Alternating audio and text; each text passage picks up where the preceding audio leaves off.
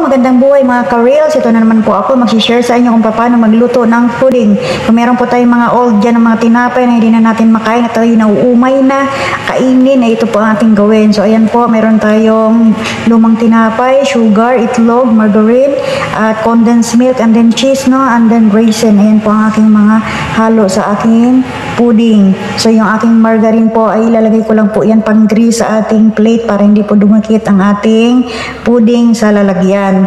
So minix ko na rin po lahat ang ating mga ingredients. Yung bread po, tutunawin natin, no? So binasa ko siya ng 1 cup na fresh milk para matunaw po ang ating bread. And then nilagay ko na yung itlog, nilagay ko na rin yung condensed milk, and then yung ating cheese, nilagay ko na.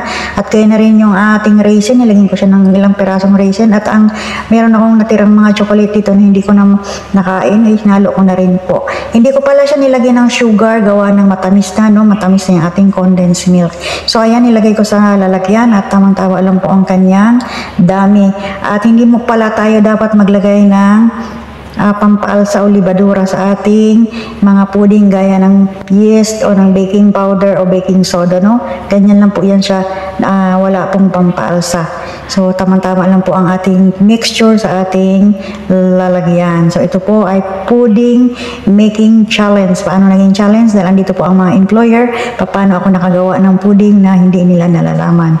So ayan po, nakalagay na natin sa ating oven ang ating pudding at ibibake natin siya ng 30 minutes. So ayan po, ang lapit na po siyang maluto. So ito po ang technique para hindi nalalaman ng ating amo na tayo may nilulutong iba. Isabay natin sa pagluluto ng ating dinner para ang amoy ng pudding ay hindi lang yun ang kanilang maamoy. So magmi-mix ang amoy ng pudding na niluluto natin o kung ano man ang niluluto natin doon sa nating niluluto na pagkain. So ayan po, luto na ating pudding at napakasarap ng amoy. Mabutit hindi na amoy ng aking mga employer. At ayan, naku, napakasarap ng lasa. Ito ay masarap sa aking almusal bukas, tamang-tama sa panahon na nagbabagyo. Ayan lamang guys, have a nice day. God bless us all. Please don't forget to follow, like, and share my video.